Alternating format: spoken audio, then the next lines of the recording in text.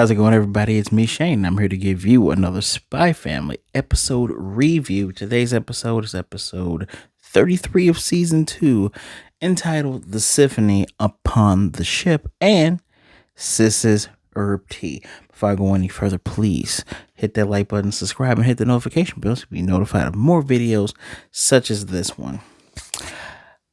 And the saga continues. Well, saga, but this arc continues. The I guess rendezvous Olka arc. Remember last week? Oh man, what exactly happened last week besides Yor finding ways of dispatching the bad guys without killing them, which is cool. Her trying to figure out why she's still doing all this. Everyone getting sleep, changing outfits. Anya and Loid kind of doing their own little bonding thing. She did beat up that one guy. What was his name? Somebody of the Barnaby of the Chain and Circle. Man, this show's really good if I can remember a throwaway character like that. But yeah, in this episode, all action. There's a little bit of the talking in the feels, but it's all action. I mean, essentially, you got to get Olka, Zeb, and of course little baby Graham down onto a little boat so they can get onto the rendezvous ship and get the heck out of there. And they're trying to go through cargo area 3. Yor can't figure out who is and isn't a assassin because both ways that she was going to go was blocked. So she has this little skeleton key that works as if she's part of the crew. They go up to the roof, and this is when craziness ensues. When a sniper almost gets them, she's able to dodge it. Zeb has a really cool moment where, I guess I'm getting a little bit ahead of myself, but he has a cool moment where he takes several bullets for Olka. He's wearing a bulletproof vest, but he even goes, man, this still hurts, even though I have this bulletproof vest on. Didn't think he had one because he got shot up pretty bad.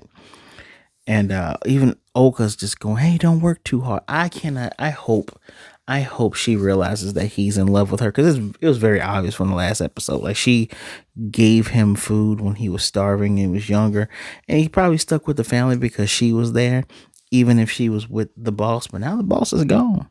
You can help her raise this little baby. Just saying, Zeb, you also took a bullet for her. Several bullets for her. But yeah, it's this one is crazy. It's the sniper, the director took this guy out.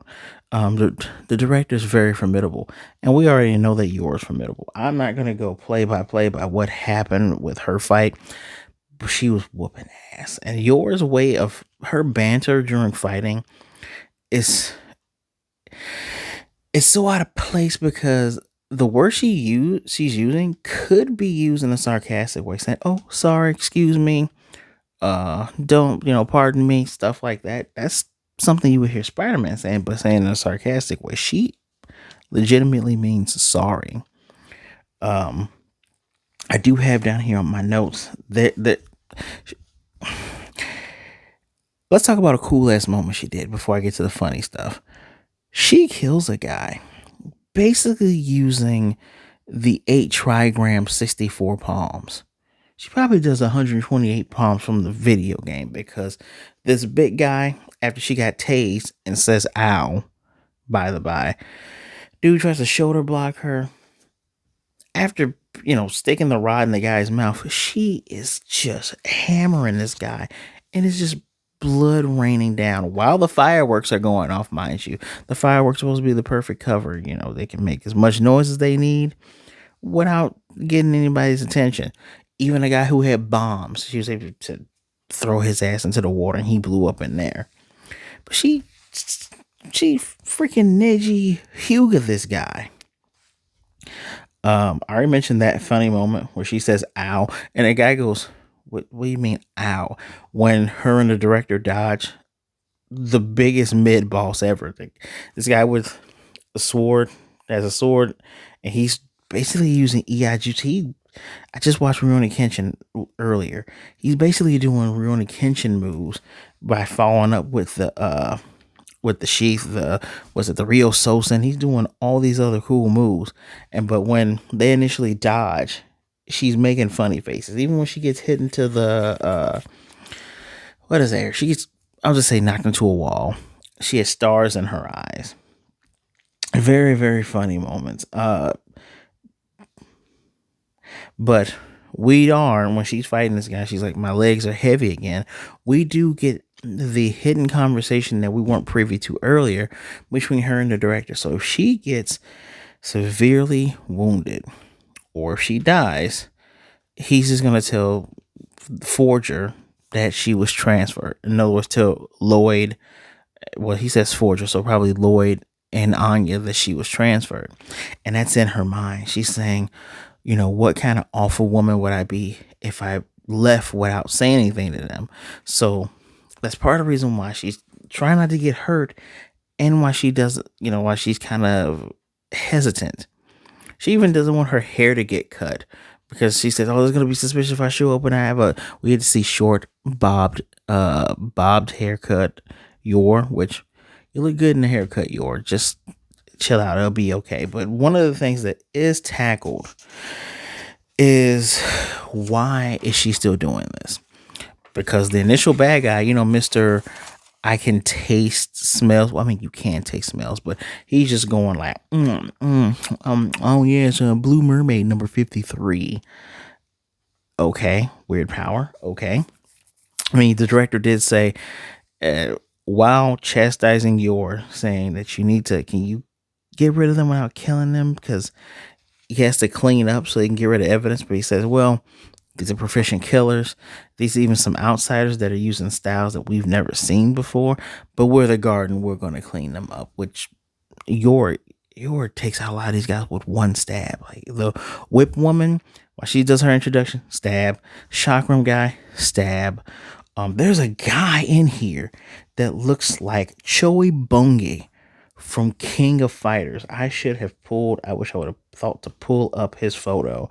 He even does the yow. Actually, no, that's Vega. He's a mixture of Vega and Choi Bongi. And I'm just gonna do this live. We're gonna do this super live. Boopity boop. Because this guy, you probably recognize him. He's just, you can call him Freddy Krueger, man, right? Look at that. The guy looks basically like that, even though he has like the claws here. Now that I think about it, he's probably a Vega imitation, probably an amalgamation of the two characters, because he's short like Choi, bald like Choi, but he has the Vega claws and he does the yow. Anybody who's played Street Fighter knows what Vega sounds like when he does his backflip. Yow. Funny. That was a nice reference, funny reference, and on top of the Rurouni Kenshin reference that we got too, I'm counting the sword guy as Rurouni Kenshin reference. But yeah, she's trying to figure out why she's still doing this, because when Mr. I taste smells really vividly guy says, look, we're the same, we're all just trying to put food on the table. She's like, I'm not like you, and she's trying to figure out why she's doing this, right? Earlier Yor had asked, could you please just give up? I don't want to make any more unnecessary bloodshed. But we get, as Yor is possibly about to get killed, in her mind she's thinking, well, I did it for my brother, but my brother, he's moving, doing, bigger things. He's taking care of himself. Oh, well, I'm doing it for the money. Well, no, working in the public, the public area that she has more than enough money, right? And then she says, well, I'm doing it for my country to stop bad guys. And she said, what was I ever that self-righteous or so righteous? And then she thinks back to Olka's speech. Reason why she's running away. She wants her son to live a simple life. And I do too, because that boy is adorable. When they do the whole, we can't make any noise, she goes, shush. The little baby goes, shoo. It's adorable. But she thinks of that. Then she thinks of Yuri and how she just wanted him to have a simple life. That's why she did what she was doing, to protect just the simple things, so he wouldn't have to grow up having to make sacrifices. And it's a thing she touches on. There's so many unnecessary sacrifices that are made in the world. She didn't want to add to them, which I translated as, if he didn't have to suffer, she could do what she's doing now, and he doesn't have to suffer, then it was worth it. Pretty much like a mom. Pretty much like a mom. And, juxtaposing from her thought about Anya and Loid kind of looking back at her if she just left without saying anything. She's powering up. She breaks the dude's blade. She's getting cut here, getting cut in the chest. And her thought process now is, I don't care if I get cut or wait a minute. Actually, I'm just going to go back here. She needs the peace, is what she's saying. She doesn't care if there's blood on her hands. As long as she doesn't even care if she has to leave the fortress, meaning if she gets badly hurt or die, right? She's sure that Loid will acknowledge her, and she thinks of that moment, that very first moment when they're at that party, and he basically says, you work in public, you work in the public sector. It's what you do is very honorable, right? She knows that he'll forgive her. Now this was kind of confusing for me a whole 10 minutes ago. I'm assuming that her reasoning for doing this is literally for her family. She's doing it so she can get back there, so she can have the opportunity to at least apologize. She's also doing it so things can be simple. Because some of the things she was thinking about, like, well, I won't be able to pick up Loid's shirts from the cleaners if I die. I won't be able to take Anya's books back. It is the simple things that she's looking to protect. I'm down. I'm very, very, very down. Very good. So any other point? We get our cute moments not just from Baby Graham, but from Anya, the goat. We usually wear pink on Saturdays for Anya, but we're wearing black with some really cool characters for Yor, because Yor was kicking ass today. Anya wondering if, they'll be able to see Yor there. That follows her and Loid seeing a young boy being carried by his dad on his shoulders. And I was going, I won't be able to see anything because it's too many people. And of course, Loid just carrying her. It's funny and it's adorable. Her reaction to the fireworks are adorable because he's thinking of, so he's like, because she goes, oh, that's a red one. He's like, that's no different than the other one. He's like, you're getting really excited for each one. I just don't get it. Literally everyone around him is excited, but here's Loid like a robot. Just, I don't get it, but if you like it, you like it, right? Now, for the second part of this episode, that I saw the title and I still said, oh, we're going to end, and this doesn't end. This ends where we go to the credits after Yor kicks the dude down into the ground, because, hey, if she ain't using the spikes, she's using those strong, powerful legs. The sis's herbal tea. Yuri gets sick. Like, they're chasing after a suspect. He falls out and he's sick. And he said, well, I'm getting sick because, my sister isn't around because she's traveling. And of course, the guy who hangs out with him with the scar face, he's a nice dude. He's going to go get some medicine for him. He says, hey, bring me back the herbal tea with the bear on it, which is literally called Mr. Bear. And he's thinking back to when he got sick before, when he was younger, and his sister's taking care of him. And one of their older neighbors suggests some herbal tea. And she runs right to the woods. Very funny, very the anime way of when they're running fast, but they're moving slowly. Gets stung by a bunch of bees. She fought a boar because she has bumps all over her face. Fought a boar. This is played up for last, by the way. Actually kills the boar. She's going to make stew later. And when she makes this tea, it's much like all of her other foods that are poison. Much like Goku Dara's sister from Reborn. He drinks it and he's dying even more. He's like, man, there's so much other bad things going on with my body. I can't even feel the pain of the sickness anymore. And when he drinks the Mr. Bear herbal tea, it does the same thing. He's like, I can go back to work. I'm glad his boss or coworker or higher up is like, shut up and stay in the bed. Just unbelievable. Little Yor is very adorable. She's making a little song about helping Yuri get better. Very, very adorable, very cute. The next, if I'm correct, the next episode should be the end of this. Should be the climax. I mean, Yor's going into super Yor demon mode, so I can't see any possible way for these guys to survive this.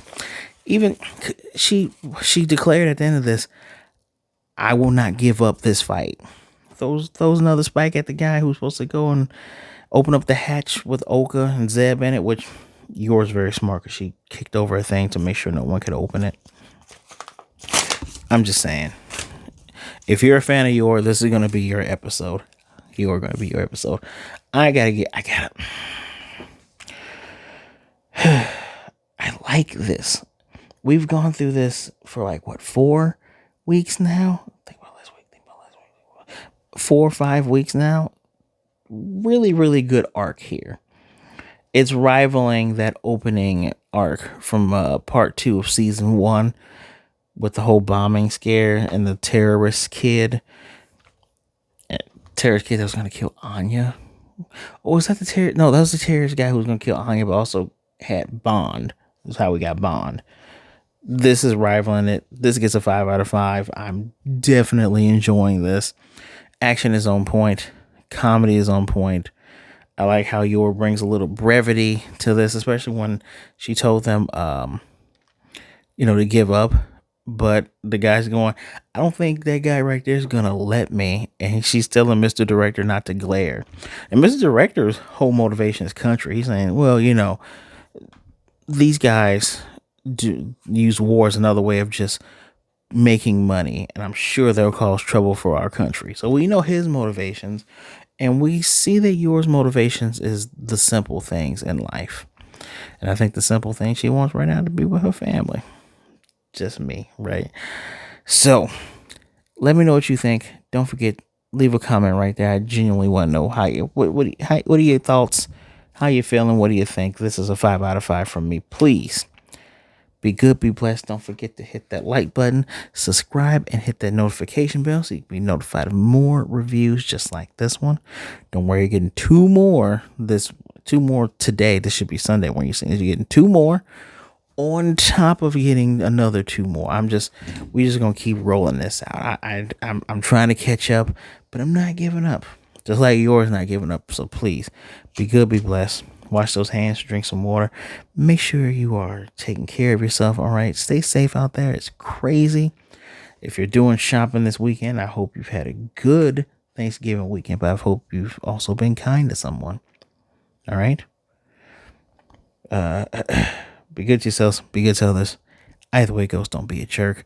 Remember, there are people out there that are actually thankful for you. They care about you and rather talk to you today than to miss you and mourn you tomorrow. All right. So make sure you reach out to somebody.